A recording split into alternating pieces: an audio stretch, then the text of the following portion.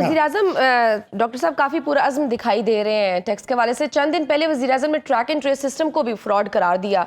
ये track and trace system क्यों नाकाम हुआ? आपकी नज़र में इसका रिस्पॉन्सिबल कौन है? इसका रिस्पॉन्सिबल पूरा जो है वो हुकूमतें हैं, FBR है, नैब है, इदारे हैं, बिजनेस कम्युनिटी है, FBR भी उसमें शामिल है। सवाल ये क्या हम ये चाहते हैं? क्योंकि मैंने अभी आपको एक मिसाल दी कि जब आपके पास 45 लाख आदमियों की लिस्ट है कि आप उनसे ले सकते हैं, बैंकों में पैसा पड़ा है, चोरी का है, ले सकते हैं, नहीं लेते। तो ये जो ड्रामेबाजी कर रहे हैं ये आज कोई नई नहीं है। मैं इसलिए आपको बता रहा हूँ कि अभी ये डिजिटलाइजेशन अंग्रेजी का एक लफ्ज निकाल लिया है। मैं आपको बताऊं 2001 में अब से 23 साल पहले एक लफ्ज इस्तेमाल किया था उस वक्त के वज़ीर आज़म शौकत अजीज ने। उन्होंने कहा था इंफॉर्मेशन टेक्नोलॉजी कंप्यूटर्स, उसी को आज आप डिजिटल। अगर ये करना होता तो 23 साल से कह रहे हैं। ये करना नहीं चाहते हैं, कोई नहीं करना चाहता। अशराफिया इतना पावरफुल है, इतना मजबूत है कि ये सारी चीजें सिस्टम को नाकाम बना के, सिस्टम को कॉम्प्लिकेट करके ऐसा करना चाहते हैं कि कौम इन मसाइल में उलझी रहे, ताकतवर तबके दौलत लूटते रहे। 22,000 अरब रुपया सालाना, तो सिर्फ मैंने आपको एक फिगर दी है कि जो है ये कम वसूल हो रहा है। 80,000 अरब रुपया आपके मुल्क में काला धन है, किसको नहीं पता है, उसकी तो कोई बात नहीं करना चाहता। ये जो आज पर वज़ीर साहब बात कर रहे हैं, अगर मैं आपको याद दिलाऊं, तकरीरें कभी आप निकाल के देखें तो ये हमने 96-97 में भी सुनी थी, हमने 2000 में भी सुनी थी, हमने 2018 में भी सुनी थी। ये कोई नई बात नहीं है, हमेशा यही बातें की जाती हैं, लेकिन अमल नदारत या उल्टा। पेंशन पर भी टैक्स लगाने की बातचीत हो रही है, क्या आप पेंशन पे भी लगाएंगे? इसको आप कैसे देखते हैं? पहले मैं आपसे कहूं कि ये जो लोग हैं, पेंशनर्स हैं, शोधा हैं जी, हैं, यतीम है, मैं उनको कहना चाहता हूं कि आपकी क्या जिम्मेदारी है। अभी 29 तारीख को, मैं बड़ी इंपॉर्टेंट बात में बता रहा हूँ, 29 या 30 अप्रैल को ऑक्शन हुआ ट्रेजरी बिल्स का। उस पर 21% मुनाफा ऑफर किया गया है। किसी कॉर्पोरेट इदारे, लोग, बड़े बड़े लोग, 21% मुनाफा दिया है ट्रेजरी बिल्स पर हुकूमत ने, ठीक है।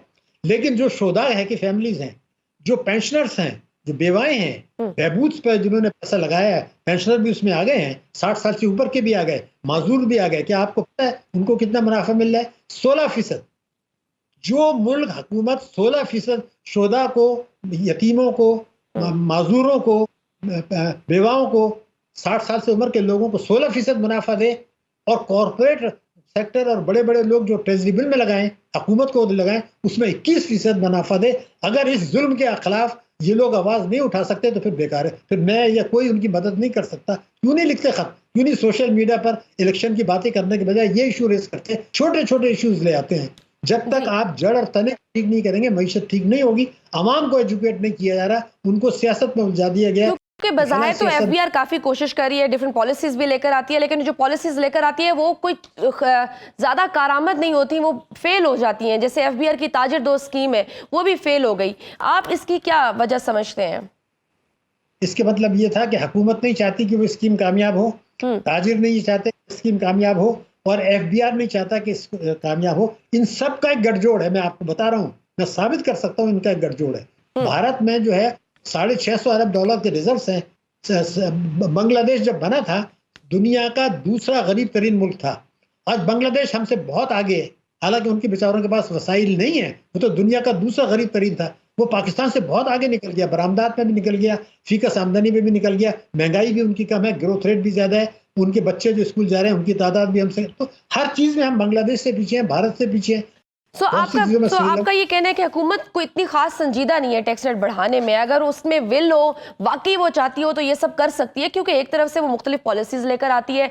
वज़ीर-ए-आज़म साहब के बयानात भी आते हैं कि वो बहुत संजीदा हैं और इस मसले को लेकर, और दूसरी तरफ उन्होंने काफ़ी आला अफसरान को अपने ओहदे से हटाया भी है, और रिसेंटली बल्कि उन्होंने FBR के काबिल और ईमानदार अफसरान के एजाज़ में तकरीब की, उन्होंने एजाज़ी शील्ड्स भी दी। इन सब चीज़ों से तो लगता है जैसे वो वाकई कोई हल निकालना चाहते हैं। आपको क्या लगता है कि क्या डायरेक्शन में कमी है, कोई डायरेक्शनलेस है, उनको सही समझ नहीं आ रही, कोई सिमत का मसला है, या वाकई नीयत और अहलियत का मसला है? देखिए, मैंने पहले आपसे कहा, मैंने हुकूमत नहीं कहा है, मैंने कहा हुकूमतें जिसमें मौजूदा हुकूमत भी शामिल है। जी, मैं आपको यकीन बता रहा हूं, मेरी जिम्मेदारी है साबित करने की। अगर ये हुकूमत कोशिश करे जो वो कह रही है तो उसको गिरा दिया जाएगा। हम्म। अगर किसी को ये गलत फहमी है तो वो गिर जाएगी ये हुकूमत।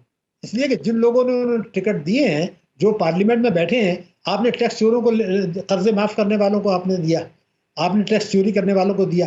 आप निगरान वजीर खजाना उसी को बनाते हैं जिसने कानून तोड़ा था। अभी आपके सामने आ गया वही स्कैंडल, सारी रिपोर्ट सामने आ गई।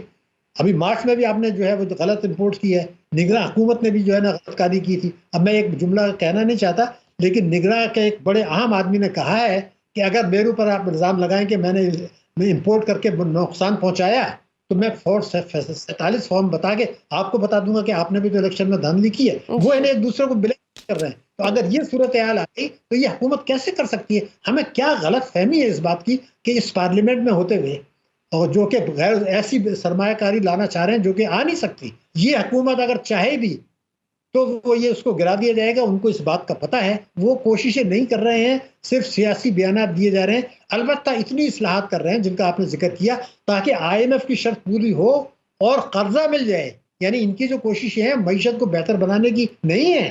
तो आपको क्या लगता है कि फिर क्या इस्लाहात हो, क्योंकि ये तो जो पॉलिसीज हमें रिकमेंड कर रहे हैं और जिस तरह से कर रहे हैं आपने देखा है कि वो तो सारी नाकाम ही हो रही हैं।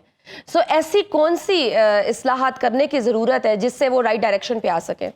इसमें ये स्पेशल इन्वेस्टमेंट कमेटी एक मीटिंग बुलाई जाए, उसमें तीनों बड़ी पार्टियों के कम से कम 1-2 पार्टियों और के नुमाइंदों को बुला लिया जाए, सिलेक्टेड ग्रुप को, और उनसे ये कहा जाए कि जी पिछले चंद वर्षों में आपने मईशत में जो कमिटमेंट किए थे कौन से, मंशूर में इलेक्शन से पहले आपने उससे 100% इनहराफ किया है और आइन से भी आप इनहराफ कर रहे हैं। इसलिए अब ये नहीं चलेगा। अब आप हमारे साथ एक अहदनामे पर दस्तखत कर दें कि जो मंशूर आपका था टैक्सों के मामले में जिसमें आपने बात की, तवानाई के शोबे में आपकी, और तालीम और सेहत और शान अखराजात, सिर्फ इनमें जो आपने मंशूर में बात की है वो आप, और आइन जो कुछ कहता है उस पर दस्तखत करें, उनसे दस्तखत लें। उसके बाद कानून साजी कर दें। उसमें यह हो कि अगर हुकूमत ये नहीं करती तो उसकी हुकूमत ख़त्म हो जाएगी, और अगर अगला बजट इसके मुताबिक नहीं बना तो पाकिस्तान के लिए खतरात बढ़ेंगे। अलबत्ता IMF से कर्जा मिल जाएगा। ये वाहिद तरीका है कि ये अहदनामे पर दस्तखत करा के, जिसमें फ़ौज को भी एक किरदार अदा करना होगा, कानून साजी कर लें, कानून साजी कर लें कि जी अगर ये नहीं करते तो हुकूमत ख़त्म हो जाएगी, बजट उसके मुताबिक बनाए, वरना पार्लियामेंट के पास इख्तियार नहीं है। ये पाकिस्तान को बचाने का और आगे चल के तेज़ रफ्तार तरक्की देने का वाहिद तरीका है। इसके अलावा कोई तरीका नहीं है। ये सब बातें जो है ना बाकी फूल पत्ती हैं और कुछ भी नहीं है।